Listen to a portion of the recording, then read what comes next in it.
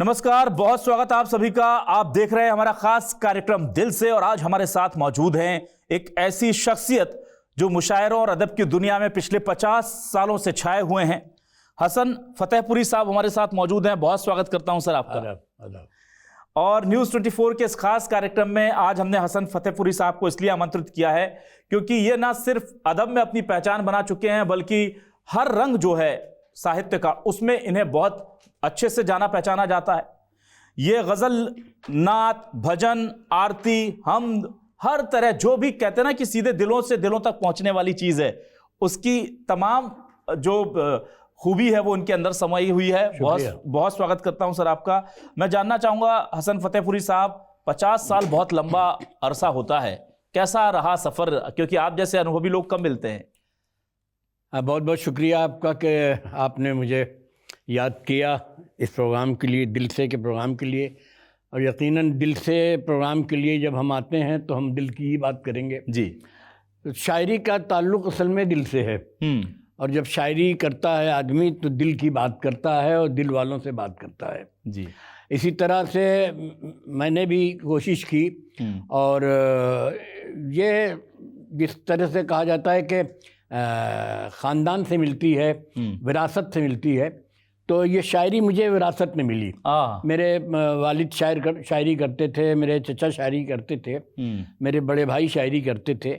लेकिन इत्तेफाक ये था कि मैं उस वक्त पढ़ रहा था, छोटा था और घर से बाहर था पढ़ाई के सिलसिले से। लेकिन जरासीम जो हमारे अंदर थे उन्होंने मुझे इस बात के लिए उकसाया कि मैं शायरी करूं। ऐसे हालात बने कि मुझे शायरी करनी पड़ी। ये नहीं शौक़ से नहीं, बल्कि कुछ ऐसे हालात बने कि मुझे शेर कहने पड़े।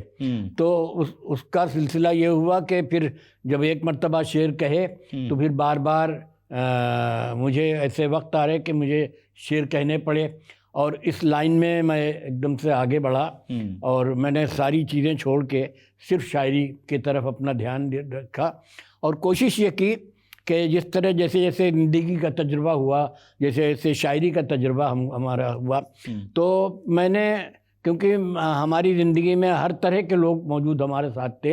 हम उस सोसाइटी से आते हैं जहाँ हर किस्म, हर मज़हब, हर मिल्लत, हर फ़िरक़े का आदमी हमारे साथ जुड़ता है। तो मैंने कोशिश की कि मैं ऐसी शायरी करूं जो सब तक पहुँचे। वाह। न सिर्फ ये कि गज़ल, न सिर्फ ये कि हमद, न सिर्फ ये कि मुसलमानों की मजहबी शायरी, बल्कि दूसरे मज़ाहिब के लिए भी मैंने शेर कहे, मैंने देवी भजन कहे, और मैंने साईं बाबा की आरती लिखी, मैंने गणेश वंदना लिखी, और बाकायदा उसके रिकॉर्ड्स वगैरह भी आए।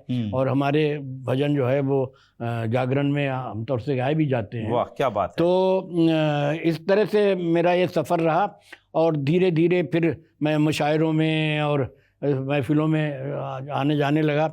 तो कब ये वक्त कट गया और कब हम कहाँ पहुँच गए, ये तो आप बताएंगे और हमारी जनता बताएगी, हमको सुनने वाले बताएंगे। जी, तो बता दें कि हसन फतेहपुरी साहब, जैसा कि नाम से जाहिर है, फतेहपुर में जन्मे और कई जॉब छोड़ी इन्होंने।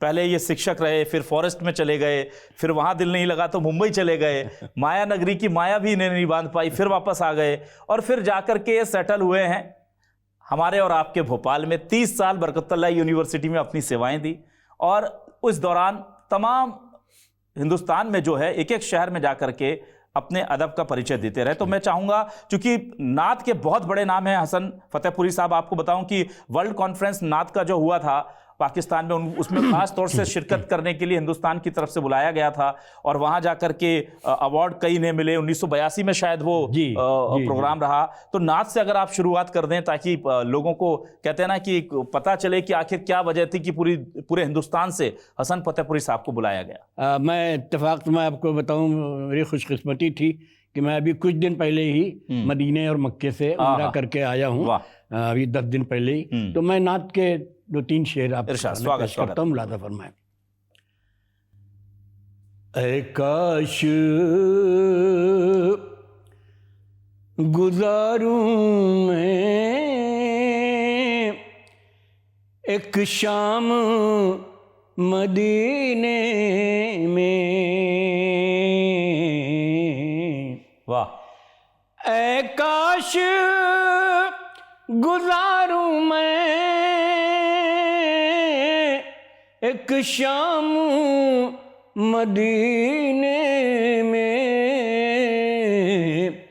इस रूह को मिल जाए आराम मदीने में। वाह। इस रूह को मिल जाए आराम मदीने में। शेर मुलाजा फरमाए। इरशाद। जारोब कशी हो या ज़वार की खिदमत हो।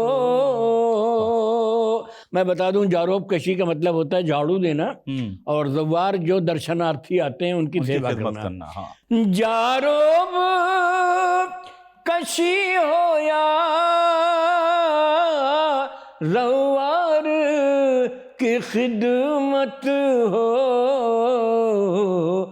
आका मुझे मिल जाए कुछ काम मदीने में, आका मुझे मिल जाए कुछ काम मदीने में। बहुत खूबसूरत, बहुत खूबसूरत। शुक्रिया। बहुत खूबसूरत फतेहपुरी साहब। और जाहिर सी बात है कि इतना अच्छा आप गाते हैं, इतना अच्छा तरन्नुम है, और मुशायरे 50 साल तक क्यों आपकी रोशनी से जगमग रहे ये हम समझ पा रहे हैं। अब लेकिन फतेहपुरी साहब बहुत चलन बदल गया है, आपने तो दौर देख लिए सारे। क्या कैसे देखते हैं, क्या उर्दू अदब, हिंदी साहित्य, कविता, शेर शायरी, इसका भविष्य कैसे देखते हैं आप? देखिए, ऐसा है कि जो तब्दीली है, बदलाव है, ये कुदरत का नियम है। तो जिस तरह से हमारे असातिज़ा जो बुज़ुर्ग हमारे शायरी करते थे, यकीनन अब वो न रंग नहीं रह गया है। बहुत कम इस तरह के लोग हैं जो उस तरह की शायरी करते हैं, क्योंकि ज़बान बदलती है, लहजा बदलता है, सुनने वाले बदलते हैं। तो इस तरह से करते करते हम यहाँ तक आए हैं कि अब लबो लहजा शायरी का बदला है, गज़ल की ज़बान बदली है, गज़ल के बातचीत करने का ढंग बदला है। जितने जैसे जैसे हालात बदलते हैं, पहले गज़ल लब व रुखसार की बातें होती थीं, गुलु बुलबुल की बातें होती थीं, लेकिन अब गज़ल जो है वो हमारी ज़िंदगी हो गई है। हम कैसे जीते हैं, कैसे रहते हैं, हमारे चारों तरफ के हालात कैसे हैं, उन पर अब शायरी होने लगी है, अब वो गज़ल हो गई है। बहुत बढ़िया। तो बहुत अच्छी तब्दीली है, और ये तब्दीली होनी चाहिए, ज़रूरी है। इसलिए कि हम अगर वो ज़बान जो कृष्ण ज़बान जिसको हम हिंदी में कहते हैं, वो आज इस्तेमाल करेंगे तो आज हमारे सुनने वालों तक वो बात नहीं पहुंचेगी। ये ज़रूरी है कि हम अपनी बात अपने सुनने वालों तक पहुंचाएं। उसके लिए ये बहुत लाजमी है कि हम वो ज़बान इस्तेमाल करें जो ज़बान सामने वाले की समझ में आए। और इसी ज़बान में आपकी एक बड़ी खूबसूरत गज़ल है आँखें, वो बहुत मकबूल है। मैं आपसे दरख्वास्त करूंगा कि वो हमारे दर्शकों को ज़रूर सुनाएं। दो चार शेर उस गज़ल के मैं पेश की देता हूँ, मुलादा फरमाएं। मशायरे की बहुत मशहूर, बहुत मकबूल गज़ल है। दिल के सब राज खोलती आँखें, दिल के सब राज खोलती आँखें, मैंने देखी हैं बोलती आँखें, देखी है बोलती आँखें, मैंने देखी हैं बोलती आँखें। उसने मतलब देखें, फिर तेरी राह देखती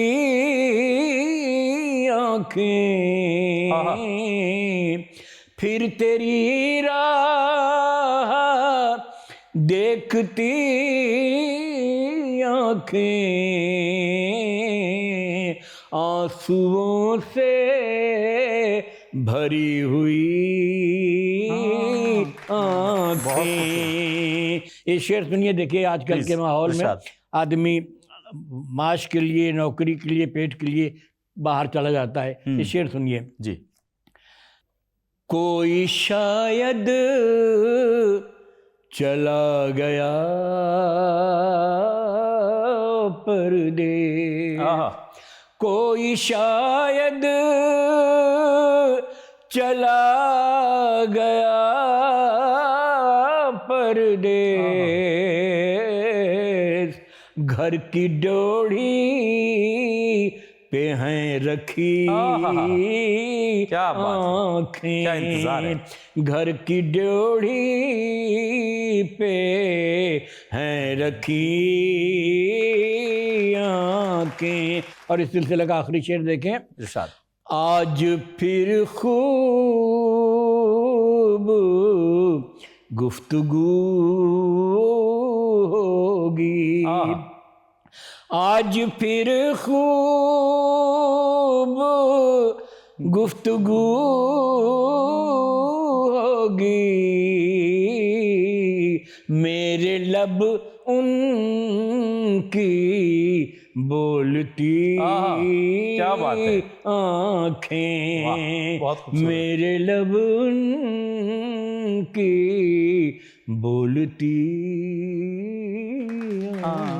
बहुत खूबसूरत, बहुत खूबसूरत। और ये देखिए कितना सीधे सीधे शब्दों में दिल में उतरने वाली गहरी बातें आप कह जाते हैं। गज़ल, जाहिर सी बात है कि आपने तो, मैंने जैसा कहा कि पूरा दौर देखा है, आपने पूरी गज़ल की तरबियत को बदलते बनते देखा है। एक गज़ल और है जो कहती है कि जो दिल से गुजरती है, बहुत खूबसूरत गज़ल है, अगर मैं आपसे दरख्वास्त कर सकूं। असल में मेरी कोशिश ये होती है कि हम जो कहें वो आवाम के लिए कहें। इसमें आपको इस गज़ल में गांव की मिट्टी की खुशबू भी मिलेगी आपको जी, और गज़ल का जो लहजा है वो भी मिलेगा। स्वागत है, स्वागत है। जो दिल से गुजरती है पुरवाई महकती है,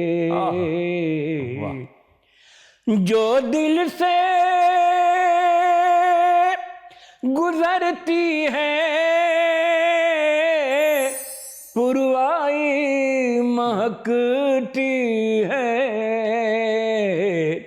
इस प्यार की खुशबू से अंगनाई महकती है, इस प्यार की खुशबू से अंगनाई महकती। शेर देखिए, इरशाद। उस फूल से चेहरे को एक बार ही देखा था। इसमें एक शब्द है बीनाई, बीनाई आईसाइट। उस फूल से चेहरे को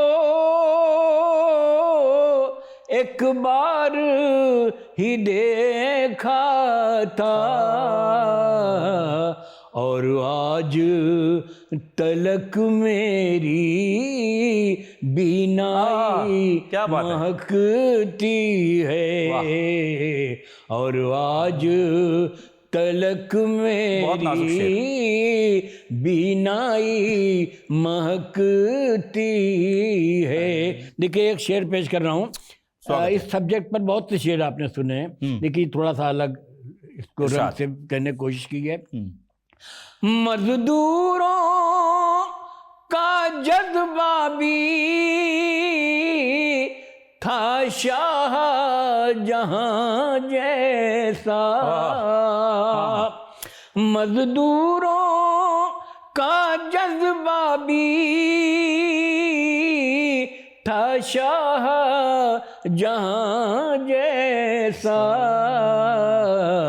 पत्थर में मोहब्बत की सच्चाई महक, बहुत बिल्कुल अलग रंग, बहुत खूबसूरत।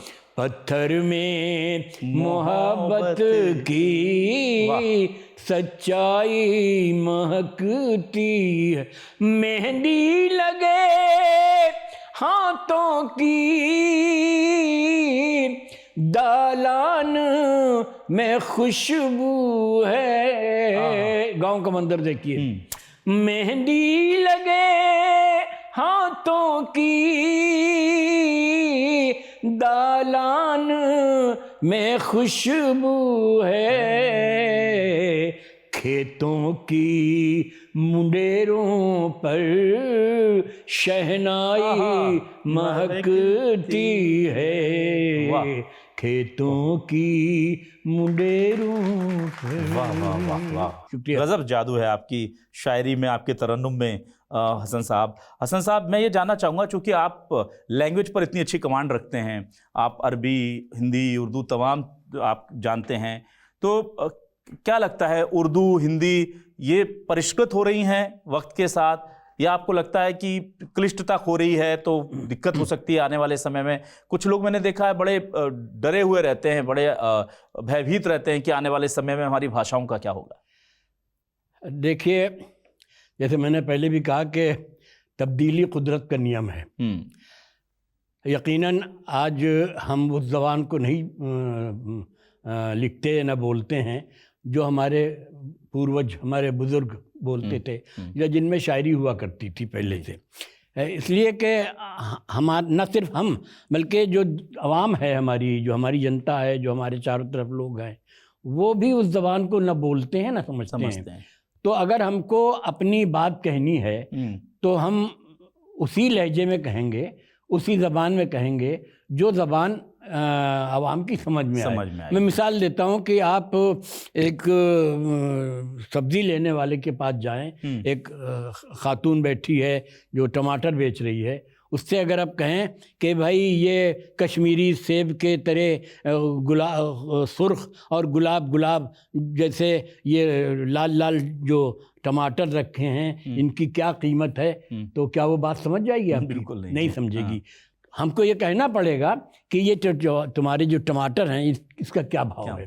तो हम जिसके साथ बात गुफ्तगू कर रहे हैं उसकी ज़बान में गुफ्तगू करेंगे तो बात हमारी पहुंचेगी। वरना फिर हम जो लिखते हैं वो, आप एक चीज़ अंदाज़ा लगाइए, मैं अक्सर ये बात कहता हूँ कि जितने भी मशहूर शेर हैं, चाहे किसी शायर के हों, गालिब के हों, इकबाल के हों, आज के शायर हों, जितने भी बहुत मशहूर शेर हैं वो सब आसान ज़बान में, ताकि सब तक पहुंच जाए। मैं कुछ शेर आपको सुनाना चाहता हूँ कि जैसे कि मेरा एक शेर आमतौर से सियासत में भी और स्टेज पर भी और कई जगह पर पढ़ा जाता है कि तुम अपनी बुलंदी पर मत नाज करो इतना, तुम अपनी बुलंदी पर मत नाज करो इतना, हमने तो सितारों को गिरते हुए देखा है, हमने तो सितारों को गिरते हुए देखा है।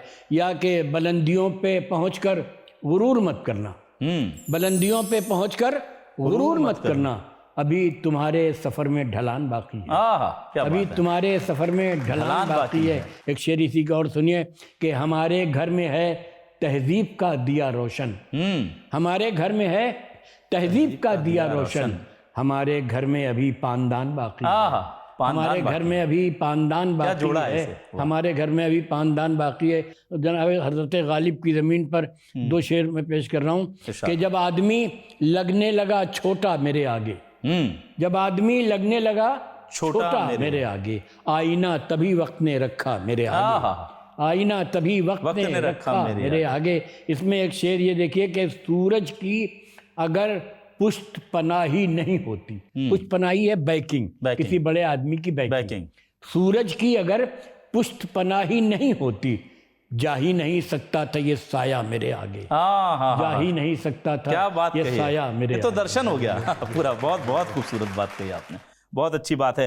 हसन साहब, मैं ये जानना चाहता हूँ, जब आपने शायरी शुरू की, आपने बताया कि इंस्पिरेशन तो आपके घर परिवार में चारों तरफ थी, पर ऐसा कौन सा शायर था जिसको देख करके आपको लगा कि नहीं यार मुझे अब शायरी करनी है, मुझे इनके जैसा सीखना है? या एक वो जो एक कहते हैं ना कि हर सूरजमुखी का एक सूरज होता है, तो हसन फतेहपुरी के लिए ऐसा कौन सा वो शायर था, कौन सा देखिए, नाम था? ये कहना मेरे लिए बहुत मुश्किल है, इसलिए कि मैंने जब होश संभाला और कुछ सुनने और समझने के काबिल हुआ, तो मैंने मीर अनीस को, जो उर्दू के बहुत बड़े शायर जिनको खुदाए सुखन कहा जाता है, और वो मजहबी शायरी करते थे, मरसिया नौहे सलाम और मरसिया की शायरी करते थे, तो उनकी ज़बान और उनका लब लहजा, उनके बोलने, उनके शायरी करने का ढंग से मुझे बहुत मतलब रोशनी मिली और मैं बहुत मुतासिर हुआ।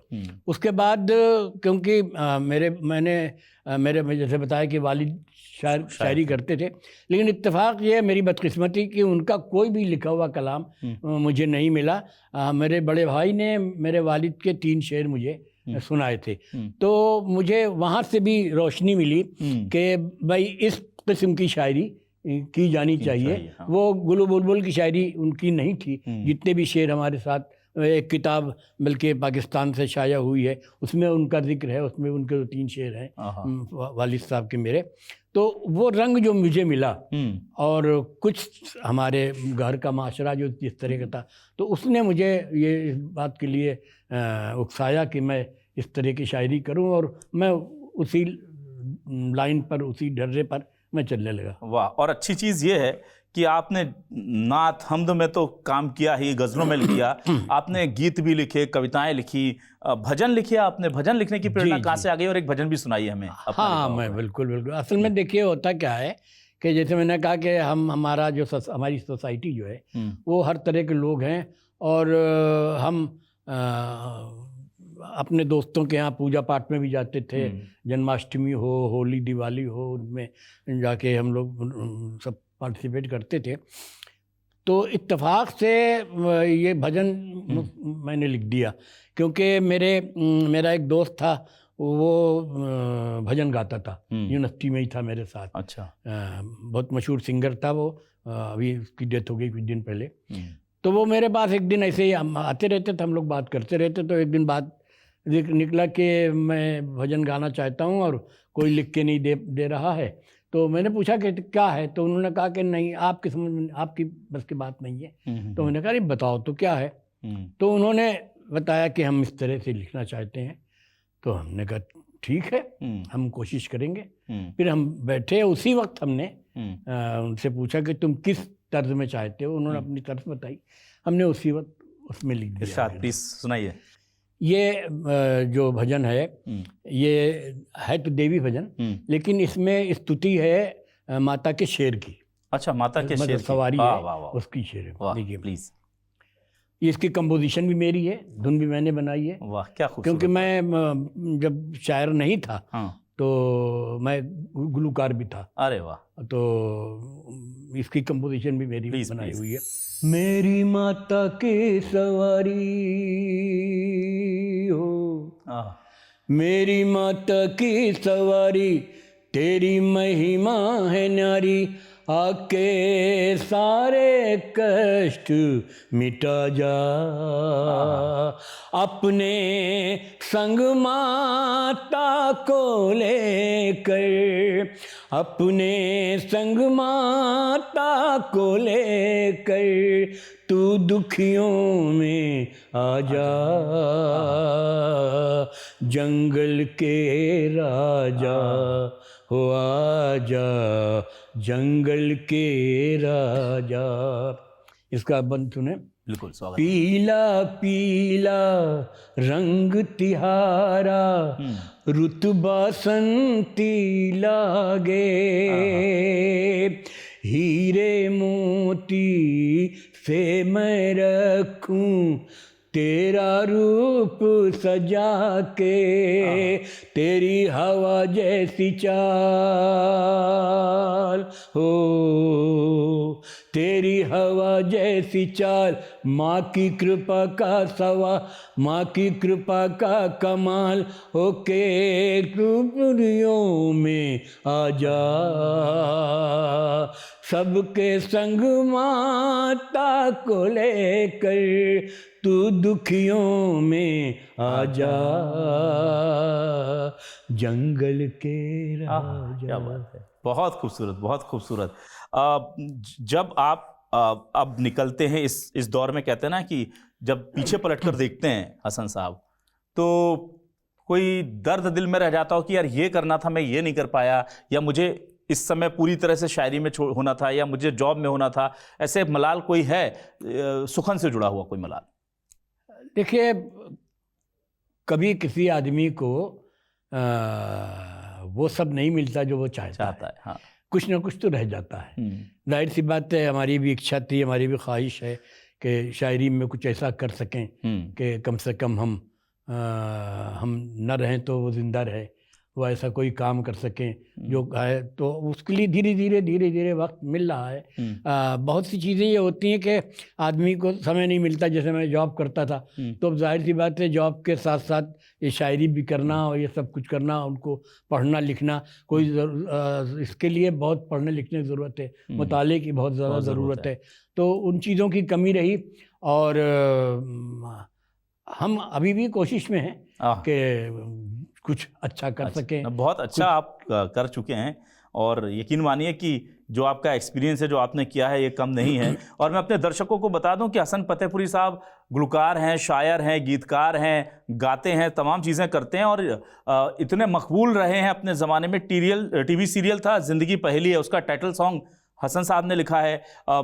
एक नगमा भी फिल्मों के लिए आया, आदेश श्रीवास्तव के म्यूजिक में उदित नारायण ने उसे गाया था, अलका याग्निक जी। तो वो जरा गाना हमारे दर्शकों को थोड़ा सा सुना सकें, 2-4 लाइन। अब वो तो धुन तो अच्छा, गाते हैं। चलिए, तो फिर अब हम आपसे एक बहुत अच्छी गज़ल है जो मैं चाहूँगा, क्योंकि मुझे वो बड़ी अच्छी लगी सुन करके। जिंदगी को उदास रहने दें। बड़ी सीधी सादी ज़मीन पर है, लेकिन बहुत अच्छी गज़ल है। मतलब मुलादा फरमाया गज़ल का। जिंदगी को उदास रहने दे, जिंदगी को उदास रहने दे, अपना गम मेरे पास रहने दे। नवाजिश। अपना गम मेरे पास रहने दे। शेर मुलादा फरमाइए। इरशाद। पूछता क्यों है राज की बातें, पूछता क्यों है राज की बातें, जिस्म पर कुछ लिबास रहने दे, जिस्म पर कुछ लिबास, जिस्म पर कुछ लिबास रहने दे। शेर देखिए। खुद को पहचान लूंगा मैं एक दिन, खुद को पहचान लूंगा मैं एक दिन, आईने आस पास रहने दे, आईने आस पास रहने दे। जिंदगी के जिस्म के इस उदास जंगल में, जिस्म के इस उदास जंगल में, रूह को बद हवास रहने दे। आखिरी शेर इसका सुने। रूह को बद हवास रहने दे, तशनगी को सुकून मिलता है, तशनगी को सुकून मिलता है, सामने बस गिलास रहने दे, जिंदगी को उदास रहे। शुक्रिया। बहुत खूबसूरत, बहुत खूबसूरत। जाते जाते चूंकि अब मैं चाहूँगा कि आपसे लास्ट में मैं एक वो शेर ज़रूर सुनना चाहूँगा जो हमारे सिलेबस में पढ़ाया जा रहा है यूनिवर्सिटीज़ में, एमए में, लेकिन उससे पहले मैं आपसे ये दरख्वास्त करूँगा कि हमारे नई और युवा पीढ़ी जो आजकल बहुत अच्छा लिख रही है, बहुत अच्छा बोल रही है, बहुत अच्छी कोशिश कर रही है, उसके लिए 2 शब्द आप कहिए कि कैसा करना है उनको थोड़ा सा कहते हैं ना कि गाइडेंस दीजिए।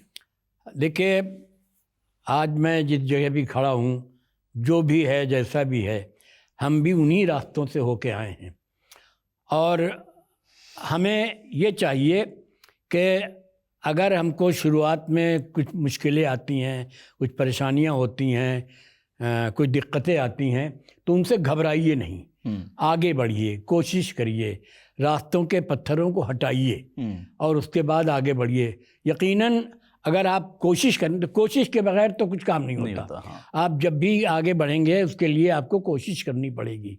तो ये ज़रूरी है कि आप उसके लिए मेहनत करें, कुछ काम करें, तब आप आगे बढ़ेंगे और मायूस कभी ना हो। वाह, मायूस कभी ना हो और इसी तरह से आगे बढ़ते रहें। वो मैं मतले के साथ वो शेर सुना रहा हूँ आपको कि धूप का पंछी घर की दीवारों से जब उड़ जाता है, धूप का पंछी घर की दीवारों से जब उड़ जाता है, धूप का पंछी घर की दीवारों से जब उड़ जाता है, मेरे कमरे में जाने किसका साया लहराता है, मेरे कमरे में जाने किसका साया लहराता है। ये शेर है वो, देखिए इसमें 3 शब्द हैं, हाल, माजी, मुस्तकबिल, यानी वर्तमान, भूतकाल और भविष्यकाल।